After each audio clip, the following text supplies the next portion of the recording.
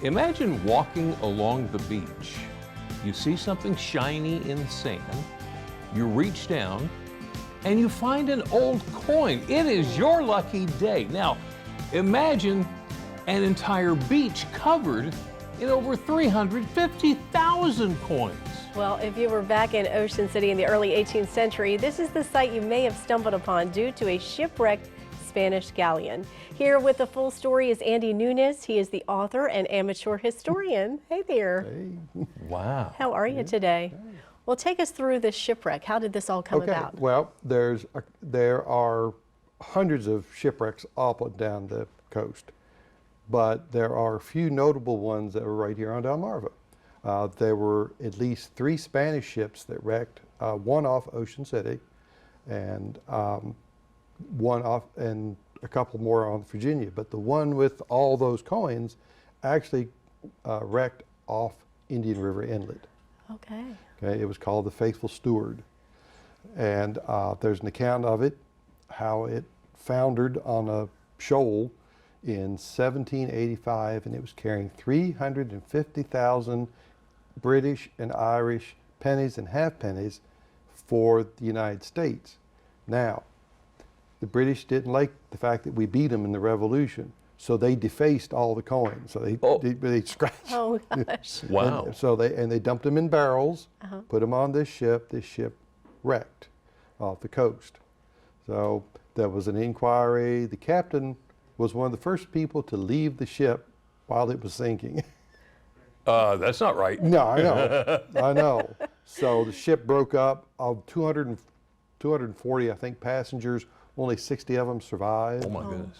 You know, so the next day the place was littered with light debris, and people came from all around to scavenge. Right, right. They stripped the bodies of their clothes. They did all kinds of stuff. It was terrible. Wow.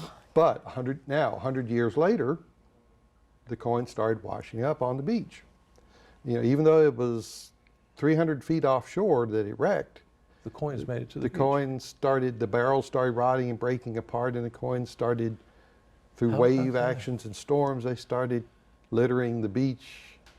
So was this a winter shipwreck? Yeah, this one happened, forget the exact date, but no, this wasn't in the winter.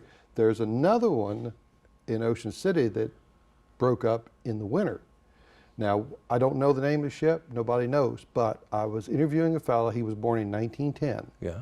He told me that his father, one winter, went down to Ocean City Beach, and it was an extreme low tide, an unusual phenomenon that it'd be that low. And he met a man coming up from the beach with 2 milk pails full of silver coins.